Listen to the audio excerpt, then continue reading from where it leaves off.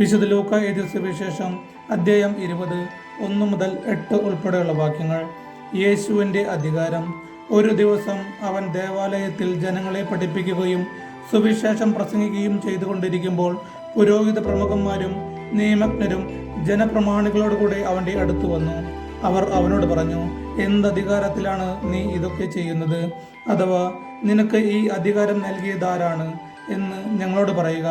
അവൻ മറുപടി പറഞ്ഞു, ഞാനും നിങ്ങളോട് ഒന്ന് ചോദിക്കട്ടെ, ഉത്തരം പറയുവിൻ. യോഹന്നാന്റെ സ്നാനസ്നാനം സ്വർഗത്തിൽ നിന്നോ മനുഷ്യരിൽ നിന്നോ? അവർ പരസ്പരം ആലോചിച്ചു. സ്വർഗത്തിൽ നിന്ന് എന്ന് നാം പറഞ്ഞാൽ പിന്നെ എന്തുകൊണ്ട് നിങ്ങൾ അവനെ വിശ്വസിച്ചില്ല എന്ന് അവൻ ചോദിക്കും. മനുഷ്യരിൽ നിന്ന് എന്ന് പറഞ്ഞാൽ ജനങ്ങളെല്ലാം നമ്മെ കല്ലെറിയും. എന്തെന്നാൽ യോഹന്നാൻ ഒരു പ്രവാചകനാണെന്ന് അവർ വിശ്വസിച്ചിരുന്നു. അതിനാൽ അവർ മറുപടി പറഞ്ഞു, എവിടെ നിന്ന് എന്ന് ഞങ്ങൾക്ക് അറിഞ്ഞുകൂടാ.